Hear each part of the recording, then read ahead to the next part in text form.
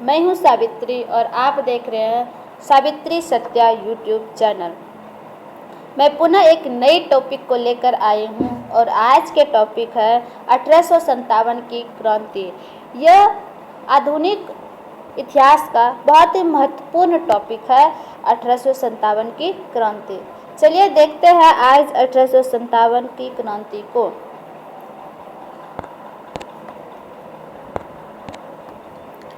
दिसंबर 1856 ईस्वी में सरकार ने पुराने लोहे वाली बंदूक ब्राउन वेस के स्थान पर नवीन एनफील्ड राइफल के प्रयोग का निर्णय लिया। इसका प्रशिक्षण डमडम, अंबाला और स्थालकोट में दिया। इस नई राइफल में कारतूस के ऊपरी भाग को मुंह से काटना पड़ता था। जनवरी 1857 में बंगाल सेना में यह अफवाह फैल गई कि चर्बी वाले कारतूस में गाय और सूअर की चर्बी है। सैनिक अधिकारियों ने इस अफवाह की जांच किए बिना तुरंत इसका खंडन कर दिया, किंतु सैनिकों को विश्वास हो गया कि चर्बी वाले कारतूसों का प्रयोग उनके धर्म को भ्रष्ट करने का एक निश्चित प्रयत्न था। यही भारत के प्रथम स्वतंत्रता संग्राम 1857 के विद्रोह का तत्कालीन कारण बना। 1857 के क्रांति होने का कारण क्या था कि दिसंबर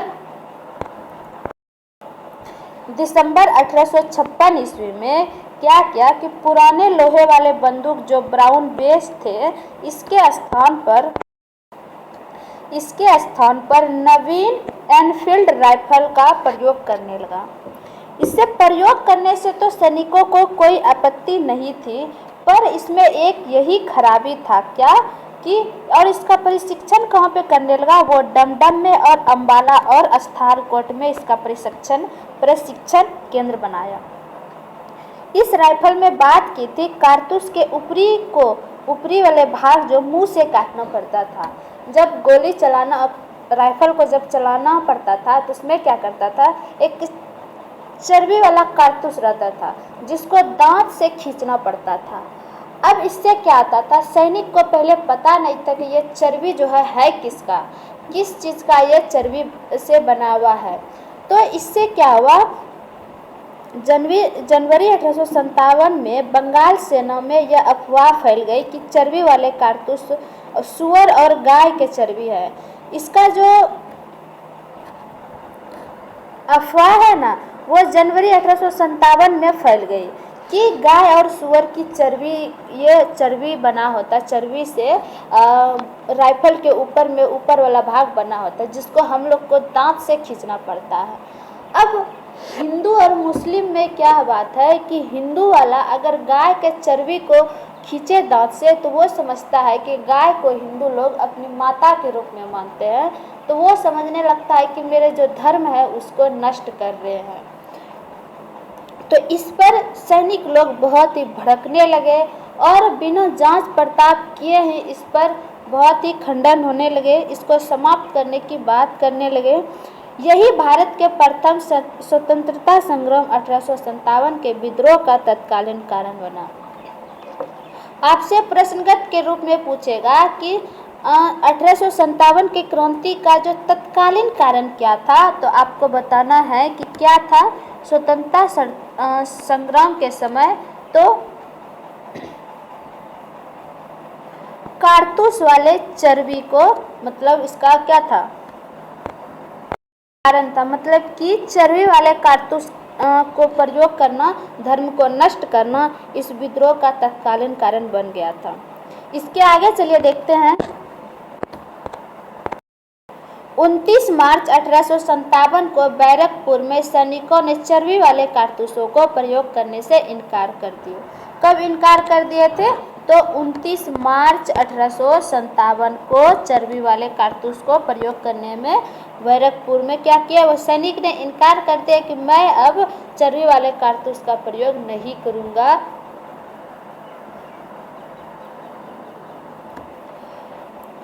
एक सैनिक मंगल पांडे ने अपने एजुटेंट पर आक्रमण कर इसकी हत्या कर दी।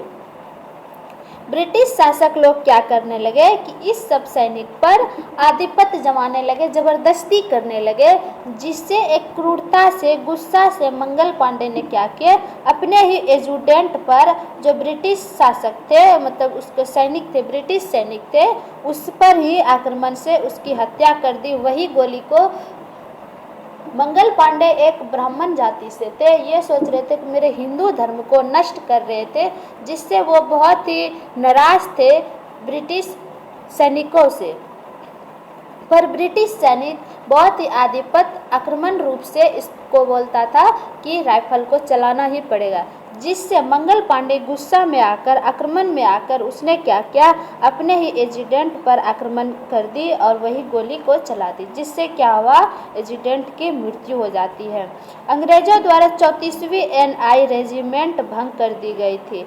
आपसे प्रश्न के रूप में पूछेगा कि मंगल पांडे कितने, मतलब किस रेजिमेंट से थी, तो आपको याद रखना है 34वीं रेजिमेंट, 34वीं NI रेजिमेंट से मंगल पांडे सिपाही के रूप में थे। आपको इस प्रकार का प्रश्न पूछेंगे, या तो मैं जब प्रश्न उत्तर कराऊंगी तो इस प्रकार के प्रश्न जरूर आएंगे।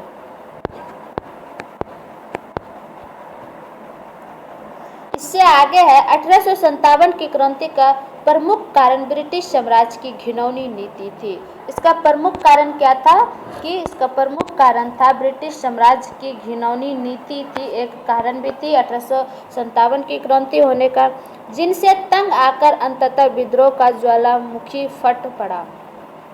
एंग्लो इंडियन इतिहासकारों ने सैनिक असंतोषों तथा चर्बी वाले कारतूसों को ही 1857 के महान विद्रोह का सबसे प्रमुख तथा महत्वपूर्ण कारण बताया। किसने बताया कि एंग्लो इंडियन एसोसिएशन सैनिकों ने असंतोष चर्बी वाले कारतूसों के कारण ही चर्बी वाले कारतूस को ही मुख्य कारण एवं महत्वपूर्ण कारण बताया। परंतु आधुनिक भारतीय इतिहासकारों ने यह सिद्ध कर दिया कि चर्बी वाले कारतूस ही इस विद्रोह का एकमात्र कारण अथवा सबसे प्रमुख कारण नहीं था। चर्बी वाले कारतूस और सैनिकों का विद्रोह तो केवल एक चिंगारी थी, जिसने उन समस्त विस्फोटक पदार्थों में जो राजनीतिक, सामाजिक, धार्मिक और आर्थिक कारणों से एकत्रित हुए थे, आग लगा दी और जिसने दावानल के रूप में धारण कर लिया। 1857 की क्रांति का प्रारंभ 10 मई को मेरठ से हुआ है। आपसे प्रश्नगत के रूप में पूछेगा कि 1857 की क्रांति का प्रारंभ कब और कहाँ हुआ था, तो 10 मई को, और कहाँ पे हुई थी, मेरठ में हुई थी। इससे आगे है, यहाँ की 3री कैवेलरी रेजिमेंट के सैनिकों ने चर्बी युक्त कारतूसों को छूने से इनकार कर दिया तथा खुलेआम बगावत कर दी। अपने अधिकारियों पर गोली चलाई तथा अपने साथियों को मुक्त करवाकर वे लोग दिल्ली की ओर चल पड़े। जनरल हेविट के पास 2200 यूरोपीय सैनिक थे, परंतु उसने इस तूफान को रोकने का कोई प्रयोग नहीं किया। विद्रोहियों ने 12 मई 1857 को दिल्ली पर अधिकार कर लिया। किसने कर लिया था? विद्रोहियों ने कब कर लिया था? 12 मई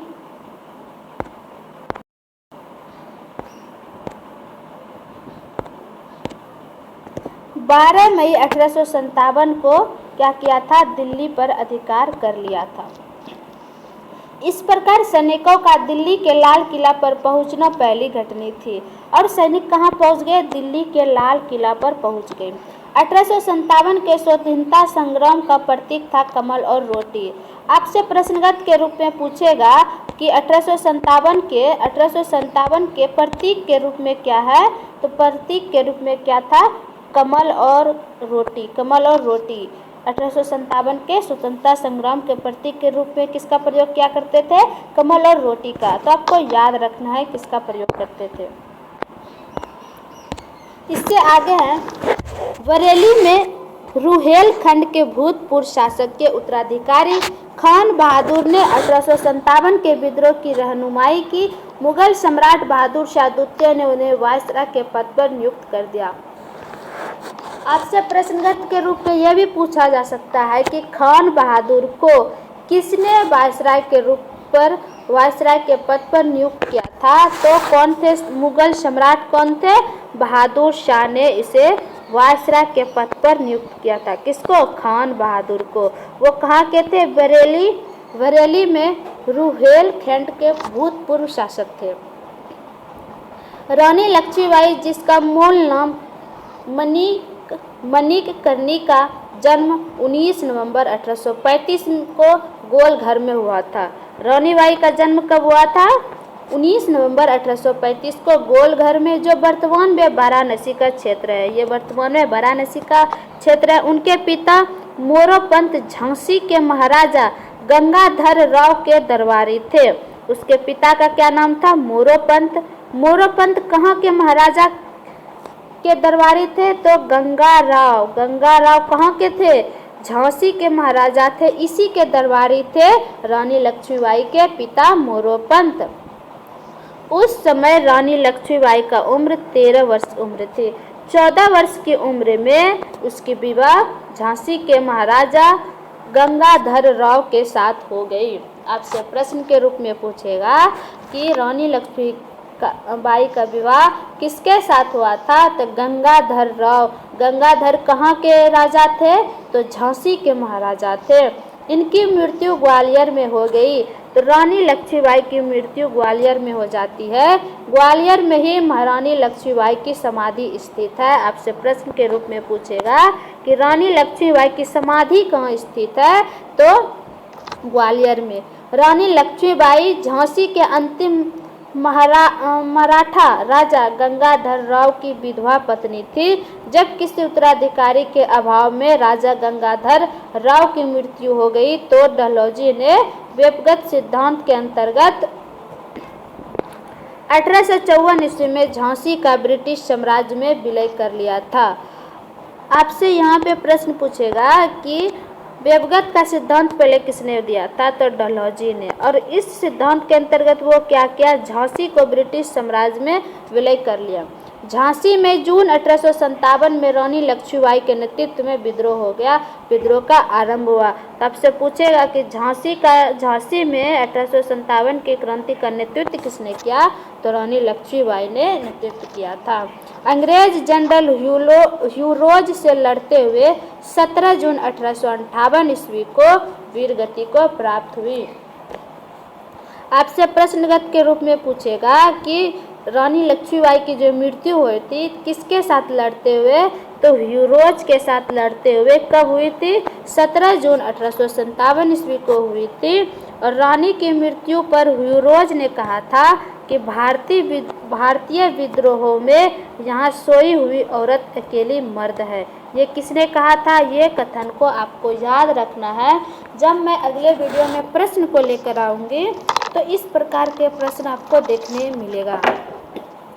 तो याद रखना है कि ये कथन किसके लिए बोला गया था कि भारतीय विद्रोहियों में यहाँ सोई हुई औरत अकेली मर्द है? तो रानी लक्ष्मीबाई के लिए बोला गया था। और किसने बोला था? जनरल ह्यूरोज ने बोला था। इससे आगे है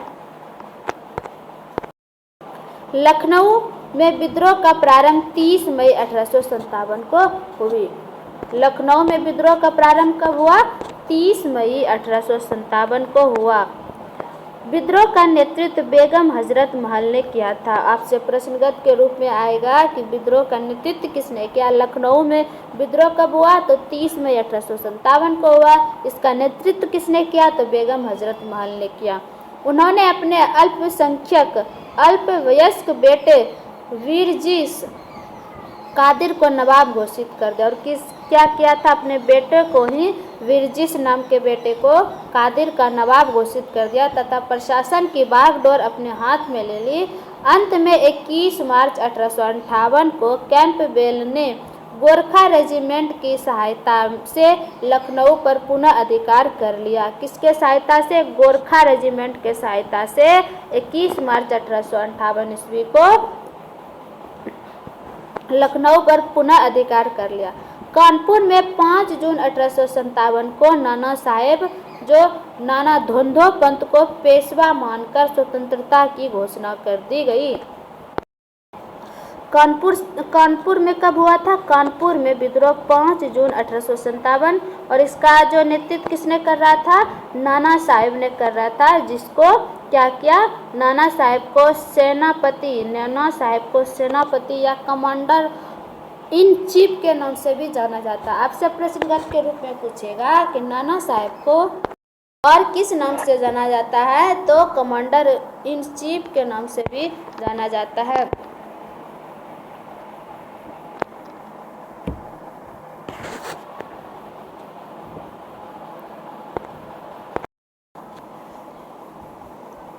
तात्या टोपे से बहुत सहायता मिली थी। किसको? नाना साहेब को, जिसको कमांडर इन चीफ के नाम से भी जाना जाता है। इसको किससे सहायता मिली थी? तात्या टोपे से।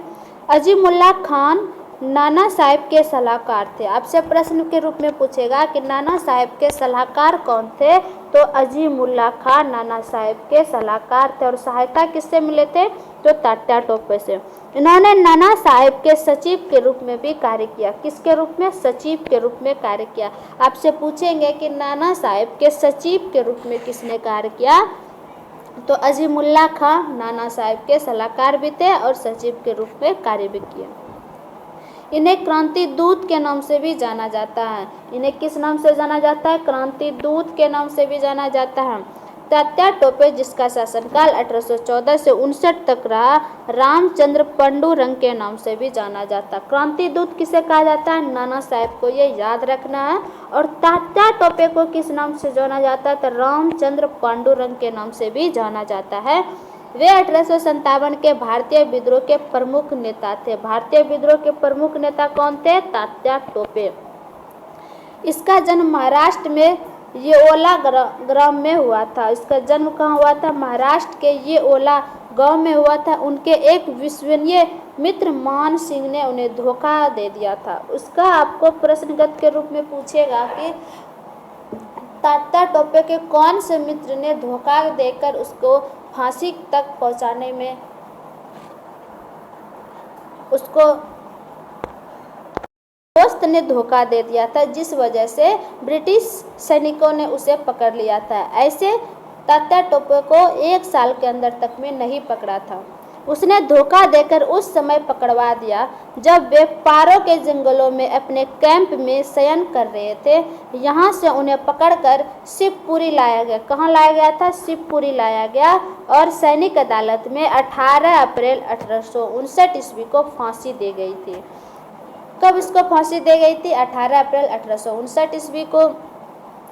आगे 1857 में जगदीशपुर में विद्रोह की अगुवाई करने वाले कुंवर सिंह बिहार के तत्कालीन शाहाबाद जिले, जो वर्तमान में भोजपुर जिले के जगदीशपुर से संबंधित थे। आपसे पूछेंगे कि बिहार से 1857 के क्रांति का नेतृत्व किसने किया था? तो कुंवर सिंह ने किया था। इसका जन्म कहाँ हुआ था? शाहाबाद में, जो तत्कालीन भोजपुर जिले जगदीशपुर से संबंधित थे। कौन? वीर कुंवर सिंह। इससे आगे है असम में 1857 की क्रांति के समय वहां के दीवान मनीराम दत्त थे। आपसे पूछेगा असम से 1857 के क्रांति का नेतृत्व किसने किया?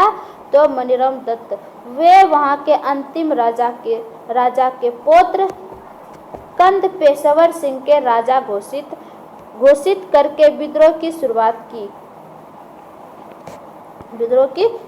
की, परंतु शीघ्र ही विद्रोह का दमन करके मनीराम की फांसी दी गई। तुरंत ही उसके विद्रोह जो किया उसको दमन कर दिया गया और मनीराम को फांसी दे दिया। आउवा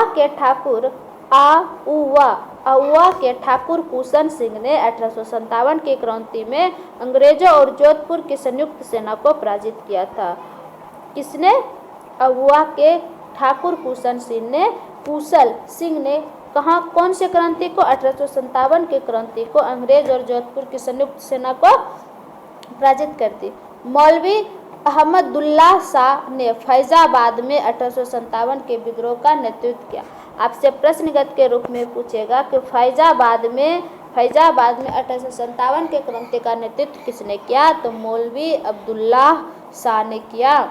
यह अंग्रेजों के सबसे कट्टर दुश्मन थे और आपको मैं बता दूं कि ये अंग्रेज़ों के सबसे कट्टर दुश्मन थे। वह मूलतः तमिलनाडु में अरकाड के रहने वाले थे। वो कहाँ के थे? तमिलनाडु के अरकाड के रहने वाले थे। कौन? मौलवी अहमदुल्ला शाह। वह फैजाबाद में आकर बस गए और इन्होंने भारत के विभिन्न धर्मानुयायियों का आह्वान करते हुए कहा कि सारे लोग काफिर अंग्रेजों के विरुद्ध खड़े हो जाओ और उन्हें भारत के बाहर खदेड़ दो। ये कथन आपसे पूछेगा कि ये कथन किसका है? ये कथन किसका है? तो अहमदुल्ला शाह ने कहा था। क्या क्या कहा था? सारे लोग काफिर अंग्रेजों के विरुद्ध खड़े हो जाओ और उन्हें भारत से बाहर खदेड़ दो। इनके बारे में अंग्रेजों ने कहा वह अहमद साहस के गुणों के परिपूर्ण और दृढ़ संकल्प वाले व्यक्ति तथा विद्रोहियों में सर्वोत्तम सैनिक थे। इसी बात पर सैनिक अधिकारी भी इसी अहमदुल्ला शाह के बारे में बोलते हैं। क्या कहते हैं? कि वह अदम्य साहस के गुणों के परिपूर्ण और दृढ़ संकल्प वाले व्यक्ति तथा विद्रोहियों में सर्वोत्तम सैनिक थे। इनकी गिरफ्तारी के लिए ब्रिटिश सरकार ने 50,000 रुपया का इनाम रखा था। ये ऐसे शासक थे हमारे भारतीय जिसको पकड़ना ब्रिटिश सैनिक की बस की बात नहीं थी। इसको पकड़ने के लिए 50,000 रुपये का इनाम रखा गया था। 1857 के विद्रोह को मिर्जा गालिब के स्वयं अपनी आंखों से देखा।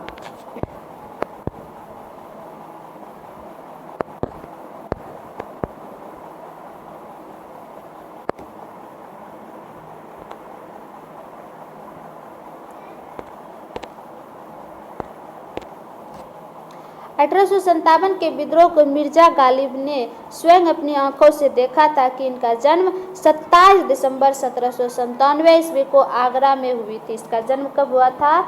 27 दिसंबर 1897 को आगरा में और मृत्यु हो गई 15 फरवरी 1869 ईस्वी को दिल्ली में। 1857 के स्वतंत्रता संग्राम में ग्वालियर के सिंधिया ने अंग्रेजों की सर्वाधिक सहायता की। ग्वालियर के सिंधिया ने अंग्रेजों की सर्वाधिक सहायता की थी।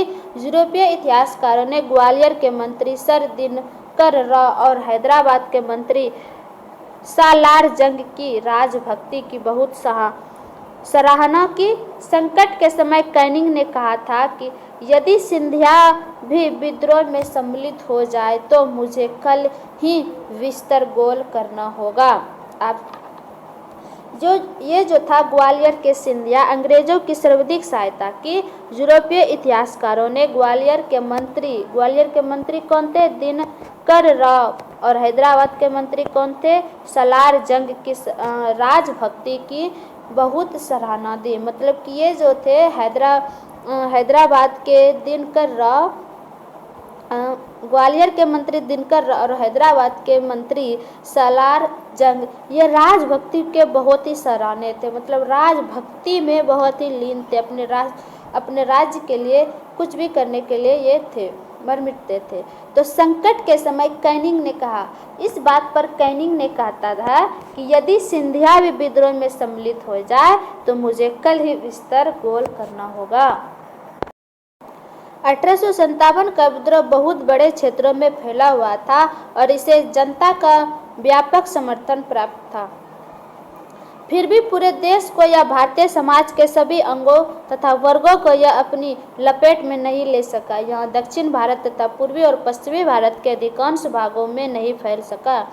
ग्वालियर के सिंधिया, इंदौर के होलकर, हैदराबाद के निजाम, जोधपुर के राजा, भोपाल के नवाब, पटियाला, नाभा और जीत के सिख शासक एवं पंजाब के दूसरे सिख सरदार, कश्मीर के महाराजा, दूसरे अनेक सदस्यों को बड़े जमींदारों ने विद्रोह को कुचलने में अंग्रेजों का सक्रिय सहायता की। किसका? ग्वालियर के सिंधिया, इंदौर के होलकर, हैदराबाद के निजाम, जोधपुर के राजा, भोपाल के नवाब, पटियाला, नाभा और जीत के सिख शासक एवं पंजाब के दूसरे सिख सरदार, कश्मीर के महाराजा, महाराजा दूसरे अनेक सरदारों को, बड़े जमींदारों के विद्रोह को कुचलने में अंग्रेजों की सक्रिय सहायता की। गवर्नर जनरल कैनिंग के बाद में टिप्पणी कि इन शासकों तथा सरदारों ने तूफान के आगे बाढ़ तरंग रोधक की तरह काम किया, वरना यह तूफान एक ही लहर में हमें बहा ले जाती। इस बात पर टिप्पणी किसने किया था? कैनिंग ने कहा, तूफान के आगे बाढ़ तुरंत तरंग रोधक की तरह काम किया, वरना यह तूफान एक ही लहर में हमें बहा ले जाता। 1857 के विद्रोह में शिक्षित वर्ग ने कोई रुचि नहीं ली, जो इस महासमर की असफलता के प्रमुख कारण में से एक थे। 1857 के क्रांति में जितने भी शिक्षित वर्ग थे, उसने 1857 के क्रांति में भाग लिए ही नहीं। सब अपने अपने क्षेत्र के लिए लड़ रहे थे, एकता से कोई लड़े ही नहीं। एकता से अगर लड़ते तो 1857 के क्रांति के समय ही अंग्रेजों सैनिक को भगा देते। 1857 के विद्रोह के समय भारत का गवर्नर जनरल लॉर्ड कैनिंग, जिसका शासनकाल 1856 से 62 तक रहा है। 1857 के क्रांति के समय गवर्नर जनरल कौन थे? तो लॉर्ड कैनिंग थे। कौन? लॉर्ड कैनिंग थे, जिसका शासनकाल 1856 से 1862 ईस्वी तक रहा। विद्रोह के समय लॉर्ड कैनिंग ने इलाहाबाद को आपातकालीन मुख्यालय बनाया था। विद्रोह के समय किसको आपातकालीन मुख्यालय बनाया था? इलाहाबाद को। लॉर्ड कैनिंग भारत में कंपनी द्वारा नियुक्त अंतिम गवर्नर जनरल तथा ब्रिटिश साम्राज्य के अधीन नियुक्त भारत का पहला वायसराय था। न्यायिक सुधारों के अंतर्गत कैनिंग ने इंडियन हाई कोर्ट एक्ट द्वारा बम्बई, कलकत्ता तथा मद्रास में एक उच्च न्यायालय की स्थापना की थी। किसने? कैनिंग ने इंडियन हाई कोर्ट एक्ट के द्वारा कहाँ बम्बई, कलकत्ता तथा मद्रास में क्या किया था? उच्च न्यायालय की स्थापना की थी। सामाजिक सुधारों के अंतर्गत विधवा पुनर्विवाह अधिनियम 1856 में कैनिंग के समय सामाजिक सुधार में इसने क्या किया? विधवा पुनर्विवाह अधिनियम 1856 में कैनिंग के समय में पारित हुआ। विधवा पुनर्विवाह पहले क्या होता था? पहले सती प्रथा भी चलती थी। अगर किसी महिलाओं के पति मर गए हैं तो उसी चिता पर उस महिलाओं को भी जलना पड़ता था। तो ये बहुत ही क्रूर नीति थी। अगर इस नीति को समाप्त करने के बाद एक नीति भी थी विधवा पुनर्विवाह। किसी के पति मर गए तो वो फिर दोबारा शादी नहीं कर सकते, तो इससे क्या होती थी? जिंदगी भर उसे ऐसे ही रहना पड़ता था। तो कैनिंग के समय विधवा पुनर्विवाह मतलब कि जिसके पति मर गए हैं उसका भी पुनः शादी हो सकता है, इस नियम को पारित किए थे। किसने? लॉर्ड कैनिंग ने। कब? 1856 ईस्वी में। 1857 के सिपाही विद्रोह को भारत में प्रथम स्वतंत्रता संग्राम के नाम से जाना जाता है। प्रथम स्वतंत्रता संग्राम के नाम से किसे जाना जाता है? 1857 के सिपाही विद्रोह। तथा ब्रिटेन में इंडिया म्यूटिनी के नाम से इसे ब्रिटेन में क्या कहा जाता है? इंडियन म्यूटिनी के नाम से जाना जाता है। किसको? 1857 के क्रांति को ही। 1857 के विद्रोह के समय बैरकपुर में lieutenant general sir John Bennet Hearsey commanding अफसर थे। कौन थे?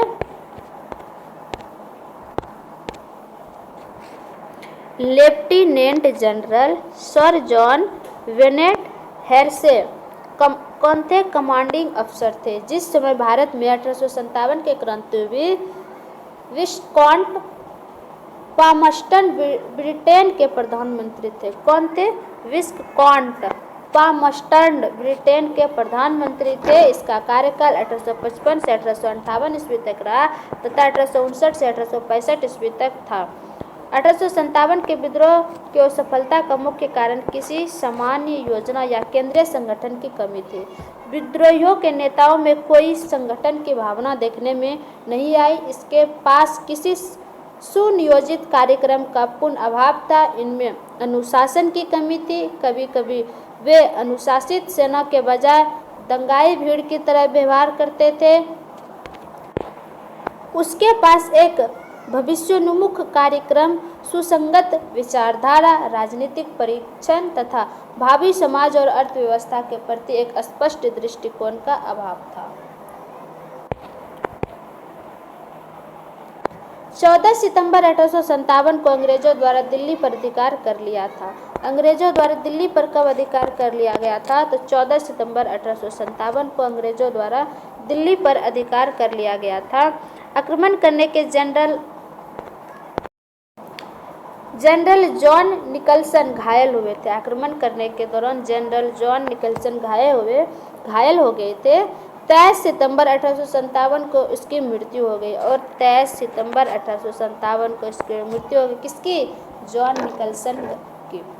लखनऊ में 1857 के विद्रोह के दौरान अंग्रेजी रेजिडेंसी की रक्षा करते हुए Sir Henry Lawrence, Major General Havelock तथा जनरल नील की मृत्यु हो गई थी। लखनऊ के 1857 के विद्रोह के दौरान रेजिडेंसी की रक्षा करते हुए किसकी मृत्यु हो गई थी? Sir Henry Lawrence, Major General Havelock तथा जनरल नील की मृत्यु हो गई थी। सर जेम्स आउट्रम एवं डब्ल्यू टेलर ने 1857 के विद्रोह को हिंदू मुस्लिम षड्यंत्र का परिणाम बताया। आउट्रम का विचार था कि यह मुस्लिम षड्यंत्र था जिसमें हिंदू शिकायतों का लाभ उठाया गया। जॉन लॉरेंस और सीले के अनुसार यह केवल सैनिक विद्रोह था। अब बताते हैं कि हिंदू मुस्लिम परिणाम बताया गया किसने? आउट्रम तथा डब्ल्यू टेलर ने। आउट्रम का और भी विचार था कि यह मुस्लिम षड्यंत्र तथा जिसमें हिंदू सहायता का लाभ उठाया गया। जॉन लॉरेंस सीले के अनुसार यह सैनिक विद्रोह था। टी.आर. होम्स के अनुसार यह व्यवहार्यता और सभ्यता के बीच युद्ध थी। वी.डी. सावरकर ने अपनी पुस्तक the Indian war of independence 1857 में इस विद्रोह को सुनियोजित स्वतंत्रता संग्राम की संज्ञा दी। किसके पुस्तक का नाम क्या है? वी.डी. सावरकर के अपनी पुस्तक में बताया था कि the Indian war of independence.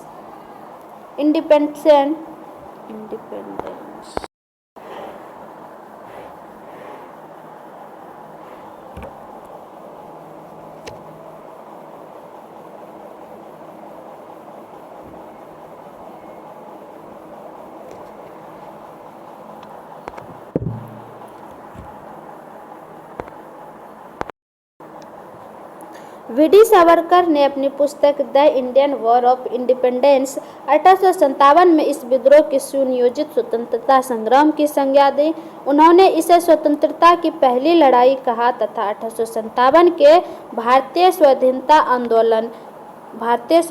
आंदोलन के सरकारी इतिहासकारों सुरेंद्र नाथ सेन, जिसको S.N. सेन थे, जिसकी पुस्तक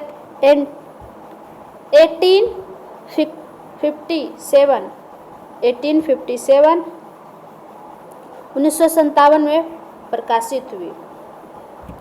आपको याद रखना है कि कौन सी पुस्तक था वी.डी. सावरकर का। तो वी.डी. सावरकर का पुस्तक था the Indian war of independence 1857 और ये जो थी हमारी आज़ादी की पहली लड़ाई थी, स्वतंत्रता की पहली लड़ाई थी। इससे आगे है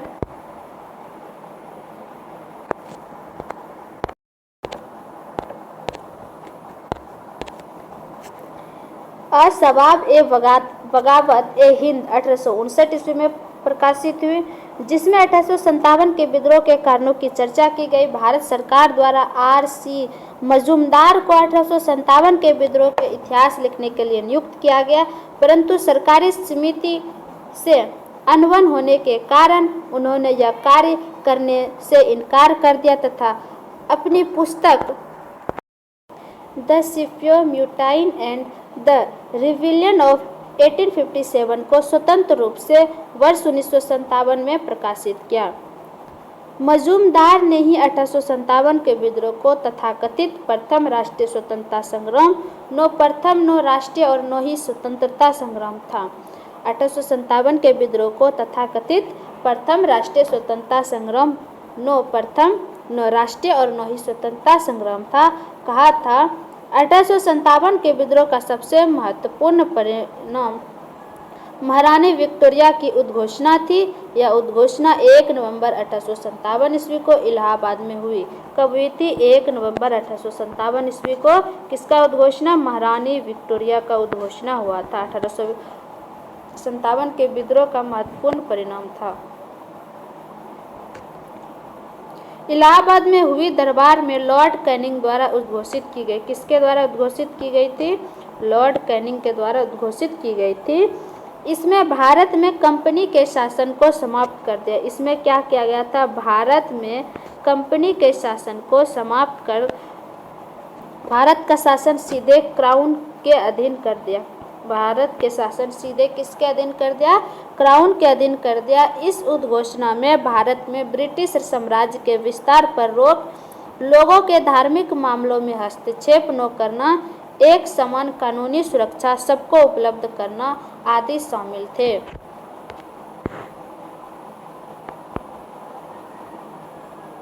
भारतीय राजवाड़ों के प्रति विजय और विलय की नीति का परित्याग कर दिया गया और सरकार ने राजाओं को गोद लेने की अनुमति प्रदान की।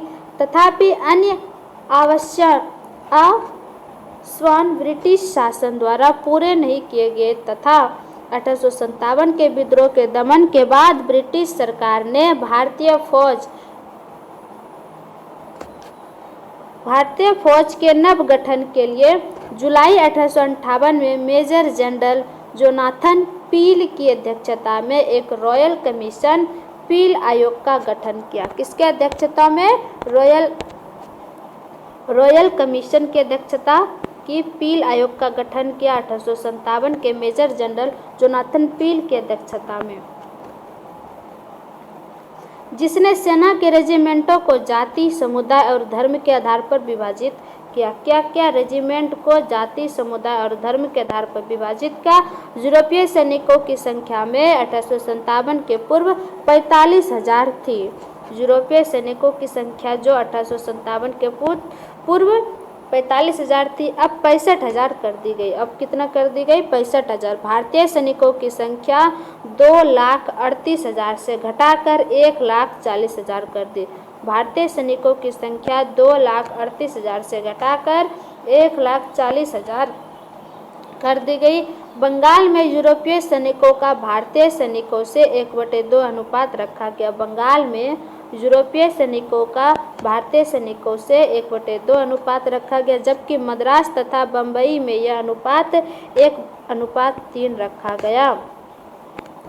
1857 के विद्रोह के बाद ब्रिटिश सरकार ने सिपाहियों का चयन गोरखा, सिख एवं पंजाब के उत्तर प्रांत से किया। 1857 के विद्रोह के बाद ब्रिटिश सरकार ने सिपाहियों का चयन गोरखा तथा सिख पंजाब के उत्तर प्रांत से किया। आज तक इतना ही रहने देते हैं। मिलते हैं अगले वीडियो में। धन्यवाद।